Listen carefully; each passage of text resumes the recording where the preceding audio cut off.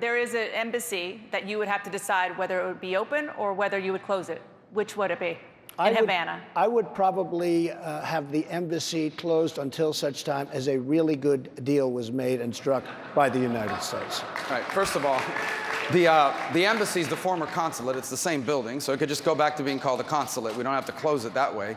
Second of all, I don't know where Cuba's going to sue us, but if they sue us in a court in Miami, they're going to lose. Third,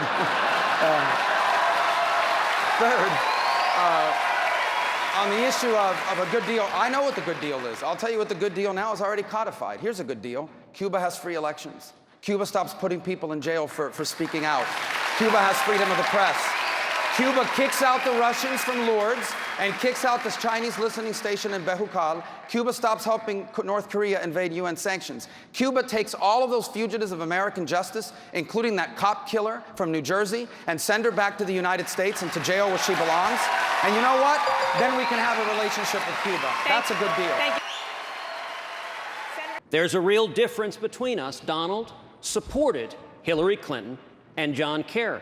And what he said right now is that he agrees in principle with what they're doing. The only thing he thinks is that they should negotiate a little bit better deals. They should be more effective. I have a fundamental disagreement, and I think most Republicans and most Americans do, that we shouldn't be allowing billions of dollars to go to nations that hate us, to go to Cuba, to go to Iran, and to let them use those billions of dollars to try to murder us. I am in favor of a clean environment. My children live in South Florida. My family's being raised here. I want this to be a safe and clean place, but these laws some people are asking us to pass will do nothing for the environment, and they will hurt and devastate our economy. 1,237 delegates. You can have a strong environmental policy at the same time that you have strong economic growth. They are not inconsistent with one another. Thank you, Governor. Another quick break. When we come back. At Donald's rallies recently, he's taken to asking people in the crowd to raise their hand and pledge their support to him. Now, I got to say, to me, I think that's exactly backwards. This is a job interview. We are here pledging our support to you, not the other way around.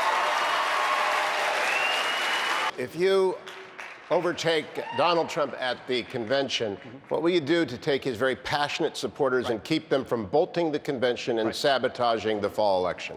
Well, look, there's some folks in Washington. Donald, you are welcome to be president of the Smithsonian. You know, my record speaks for itself. I've tried to be positive in such a way as to show my record, my accomplishments, my vision, and I wanted to raise the bar in presidential politics. And that